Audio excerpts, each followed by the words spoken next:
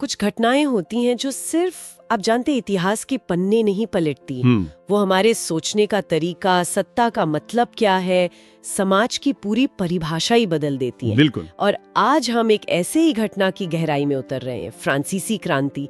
एक ऐसी आग जिसकी तपिश मुझे लगता है आज भी दुनिया के हर लोकतंत्र में महसूस की जा सकती है। और हमारे पास जो विश्लेषण है वो इसे सिर्फ तारीखों और लड़ाइयों की सूची की तरह नहीं देखता, वो इसे एक साइकोलॉजिकल भूचाल की तरह दिखाता है। अच्छा। एक ऐसी कहानी जहां सालों का दबा हुआ अन्याय, गुस्सा और फिर एक उम्मीद सब एक साथ फट पड़ते हैं। और ये कहानी शुरू होती है 18वीं सदी के फ्रांस से।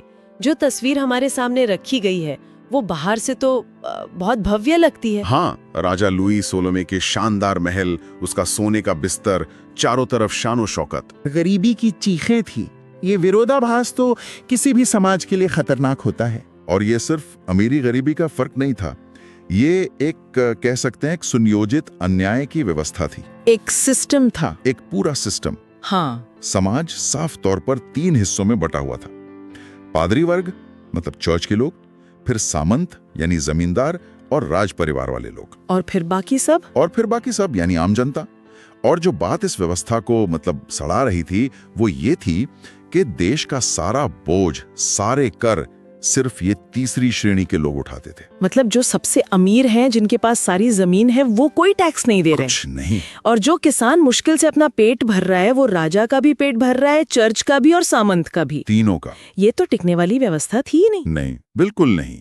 लेकिन इसे टिकाने के लिए एक बहुत शक्तिशाली विचार का इस्तेमाल किया गया था, जिसे कहते हैं राजा का दैवीय अधिकार। लोगों के दिमाग में ये बात बिठा दी गई थी कि राजा कोई आम इंसान नहीं है, वो धरती पर ईश्वर का प्रतिनिधि है। तो राजा के किसी भी फैसले पर सवाल उठाना सीधे सीधे ईश्वर पर सवाल उठाने जैसा था।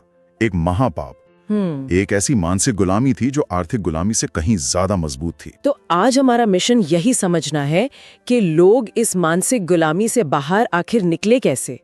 वो कौन सा पल था जब ईश्वर का डर भूख के गुस्से से हार गया। हम इन स्रोतों के जरिए इस क्रांति के मुख्य पड़ावों को, इसके पीछे के विचारों को और इसकी उस विरासत को समझने की कोशिश करेंगे जो आज भी जिंदा है। चलिए शुरू करते हैं। तो क्रांति की असली वजह सिर्फ खाली पेट नहीं थी। विश्लेषण में एक बहुत ही पावरफुल और दिल पर चोट करने वाली बात लिखी है। अच्छा? कि जब बच्चों की लाशें भूख से सड़कों पर गिरने लगीं, तो लोगों ने ऊपर आसमान की तरफ देखकर ईश्वर से सवाल करना बंद कर दिया और सामने महल की तरफ देखकर राजा से सवाल करना शुरू कर दिया। एग्जैक्टली। ये जो सोच में बदलाव आया, यही तो सब कुछ है। हाँ, और ये बदलाव कोई रातों रात नहीं आया था, ये दशकों के अपमान और पीड़ा का नतीजा था। सोचिए, एक तरफ चर्च लोगों को सब्र और त्याग का पाठ पढ़ा रहा है और दूसरी तरफ चर्च खुद कर मुक्त होकर ऐशोआराम की जिंदगी जी रहा है। और राजा खुद को ईश्वर का प्रतिनिधि बता रहा है, लेकिन उसकी नीतियों से लोग भूखे मर रहे हैं। बिल्कुल। तो एक समय आता है जब ये विरोधाभास इतना बड़ा हो जाता है कि पूरा ढांचा ही ढह जाता है। लोगों का विश्वास टूट गया। और जब विश्वास टूटता है तो डर खत्म हो जाता है। हाँ। और इसी ने 14 जुलाई 1789 की जमीन तैयार की। उस दिन पेरिस की सड़कों का माहौल कैसा रहा होगा? हमारे सामने जो विवरण है वो बताता है कि हवा में गुस्सा था, भूख थी, लेकिन सबसे बड़ी बात, एक अजीब सी निडरता थी। हजारों लोगों का उस एक इमारत पर हमला करना, इसका असली मकसद क्या था? वो सिर्फ कुछ कैदियों को छुड़ाना तो नहीं चाहते होंगे? नहीं, बिल्कुल नहीं। बास्तील सिर्फ पत्थर और लोहे का एक ढांचा नहीं था, वो राजा की निरंकुश तानाशाही का सबसे बड़ा प्रतीक था। अच्छा? एक ऐसी जगह जहां राजा पर या उसकी व्यवस्था पर सवाल उठाने वाले किसी भी व्यक्ति को बिना मुकदमा चलाए सालों तक कैद में रखा जा सकता था। वो राजा की असीमित और मनमानी ताकत का जीता जागता सबूत था। तो उस पर हमला करना दरअसल उस विचार पर हमला करना था कि राजा कुछ भी कर सकता है और कोई उसे पूछने वाला नहीं। बिल्कुल। इसीलिए जब बास्तील का पतन हुआ तो ये सिर्फ एक इमारत का गिरना नहीं था, जैसा कि स्रोत में लिखा है। जब बास्तील गिरा तो सिर्फ एक जेल नहीं टूटी, राजशाही की नींव हिल गई। हाँ, ये वो पल था जब सड़क पर खड़े आम इंसान को पहली बार अपनी ताकत का एहसास हुआ। उसे समझ आया कि अगर हम सब एक हो जाएं, तो कोई दीवार, कोई राजा, कोई सत्ता हमारा मुकाबला नहीं कर सकती। ये एक साइकोलॉजिकल जीत थी, जिसने क्रांति की आग को पूरे फ्रांस में फैला दिया।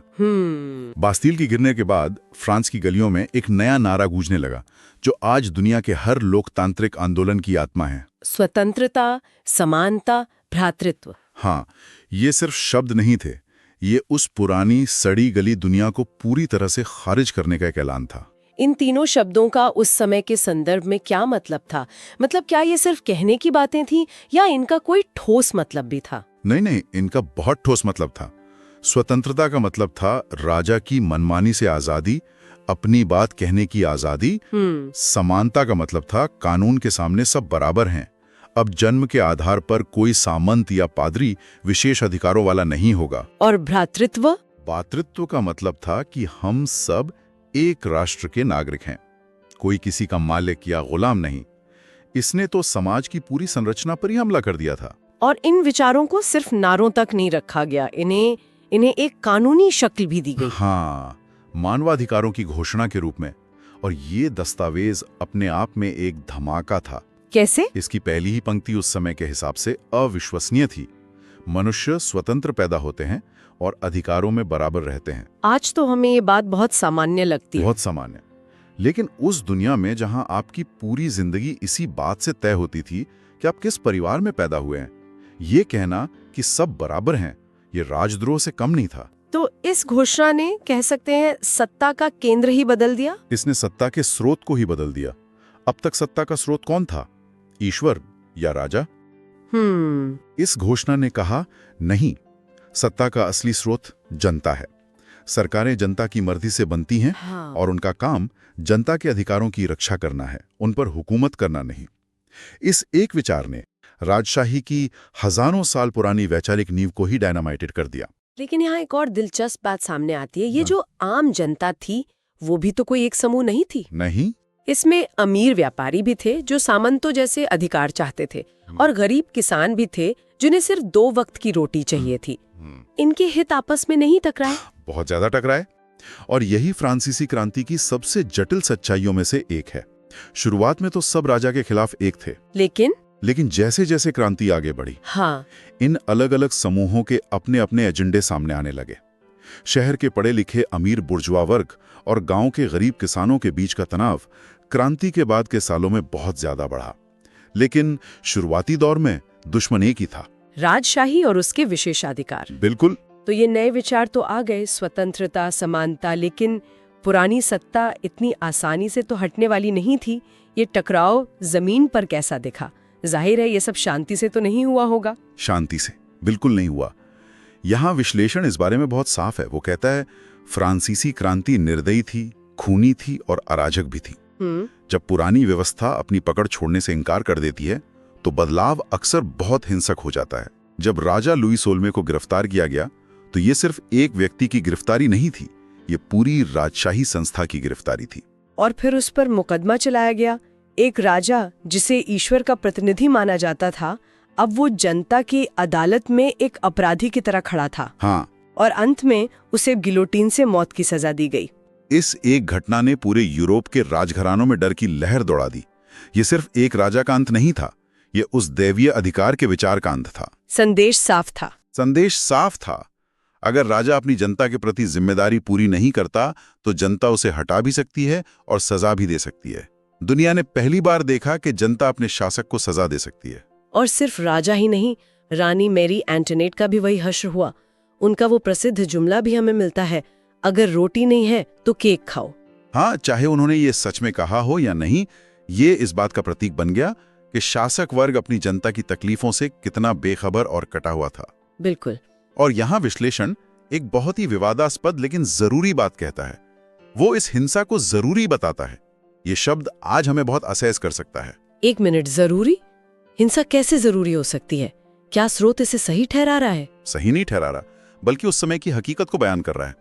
तर्क ये है कि पुरानी अन्यायपूर्ण व्यवस्था की जड़ें इतनी गहरी थीं कि उसे सिर्फ सुधारों से नहीं बदला जा सकता था। हाँ, उसे पूरी तरह से उखाड़ फेंकना ही एकमात्र रास्ता था। इस इंसान ने यह स्थापित किया कि सत्ता का अंतिम स्रोत जनता है, और जब कोई व्यवस्था पूरी तरह सड़ जाए तो उसे बदलने के लिए ऐसे कठोर और दर्दनाक कदम उठाने पड़ते हैं। ये एक असहज करने वाला सच है कि क्रांति को सफल होने के लिए उतना ही क्रूर होना पड़ा जितनी क्रूर वो राजशाही थी जिसे वो उखाड़ रही थी। और इस क्रांति की गूंज सिर्फ फ्रांस तक ही सीमित नहीं रही, ये आग फ्रांस की सीमाओं के बाहर भी फैली। हाँ, क्योंकि स्वतंत्रता, समानता और नागरिक अधिकारों के विचार ये किसी एक देश की संपत्ति नहीं है, ये सार्वभौमिक विचार हैं। अमेरिका के संस्थापक हों या भारत के स्वतंत्रता सेनानी, सबने फ्रांसीसी क्रांति से प्रेरणा ली। इसने दुनिया भर के उत्पीड़ित लोगों को अपने हक के लिए लड़ने की एक नई भाषा दी, एक नया वैचारिक आधार दिया। इसी सिलसिले में नेपोलियन का जिक्र भी बहुत दिलचस्प तरीके से किया गया है। उसे एक ऐसे व्यक्ति के रूप में दिखाया गया है जिसने क्रांति को तलवार के साथ पूरे यूरोप में फैलाया। हाँ, ये थोड़ा विरोधाभासी नहीं लगता कि एक तानाशाह लोकतंत्र के विचार फैला रहा है? ये फ्रांसीसी क्रांति का सबसे बड़ा और आकर्षक विरोधाभास है। नेपोलियन खुद एक तानाशाह था, इसमें कोई शक नहीं, लेकिन वो क्रांति का ही एक उत्पाद था। अच्छा। जब उसकी सेनाएं यूरोप के दूसरे देशों में गईं, तो वो अपने साथ सिर्फ बंदूकें और तोपें नहीं ले गईं, वो अपने साथ क्रांति के विचार भी ले गईं। कानून के सामने समानता, सामंतवाद का अंत, चर्च की शक्ति को कम करना। तो एक तरह से एक तानाशाह ने ही पूरे यूरोप में राजशाही की जड़ों को कमजोर कर दिया। बिल्कुल, जहां जहां नेपोलियन की सेना गई, वहां वहां के राजाओं और सामंतों की नींद उड़ गई। तो अगर हम इस पूरी चर्चा को समेटें, तो इस क्रांति का सबसे बड़ा सबक क्या है? सबक बहुत साफ है और उसे सीधे शब्दों में कहा गया है। अगर अन्याय लंबे समय तक चलता है तो क्रांति जन्म लेती है। और क्रांति कभी सभ्य नहीं होती, वो दर्दनाक होती है लेकिन बदलाव लाती है। हाँ, ये हमें याद दिलाता है कि किसी भी समाज में शांति और स्थिरता की पहली और आखिरी शर्त न्याय है। जहां न्याय नहीं होगा, वहां शांति कभी भी स्थायी नहीं हो सकती। तो हमने देखा कि कैसे 18वीं सदी के एक अन्यायपूर्ण फ्रांस से ये यात्रा शुरू हुई, जहां एक तरफ महलों में विलासिता थी और दूसरी तरफ सड़कों पर भूख। कैसे भूख और अपमान के संगम ने लोगों के मन से राजा के दैवीय अधिकार का हजारों साल पुराना डर निकाल फेंका। हमने बास्तील के पतन को देखा, जो सिर्फ एक इमारत का गिरना नहीं था, बल्कि तानाशाही के प्रतीक का ढहना था। और फिर हमने स्वतंत्रता, समानता, भ्रातृत्व जैसे नए और शक्तिशाली आदर्शों का जन्म देखा, जिन्हें मानवाधिकारों की घोषणा में एक स्थायी रूप दिया गया। बिल्कुल। और हाँ, हमने क्रांति के उस क्रूर और हिंसक चेहरे को भी समझने की कोशिश की, जहां राजा को सजा देकर यह स्थापित किया गया कि अंतिम सत्ता जनता में ही निहित है। और अंत में हमने देखा कि कैसे ये विचार फ्रांस की सीमाओं को लांघकर पूरी दुनिया में फैल गए। बिल्कुल। और इस पूरी विरासत को आज के जीवन से जोड़ने वाली एक पंक्ति बहुत शक्तिशाली है। कौन सी? आज जब हम मतदान करते हैं, अपने अधिकारों की बात करते हैं या अपने देश का संविधान पढ़ते हैं, तो हमें याद रखना चाहिए, ये सब किसी राजा या शासक की दया का नतीजा नहीं है, बल्कि 1789 में बहाए गए खून और हिम्मत की विरासत है। हाँ, ये एक बहुत जरूरी याद दिलाने वाली बात है। हम अक्सर अपने अधिकारों को बहुत हल्के में ले लेते हैं, बिना ये सोचे कि इनके लिए कितनी लंबी और कितनी कठिन लड़ाई लड़ी गई है। और यहीं पर यह विश्लेषण हमें एक अंतिम विचारोत्तेजक प्रश्न के साथ छोड़ देता है। इसमें एक जगह लिखा है कि डरा हुआ इंसान गुलाम होता है और जागा हुआ इंसान इतिहास बदल देता है। वाह!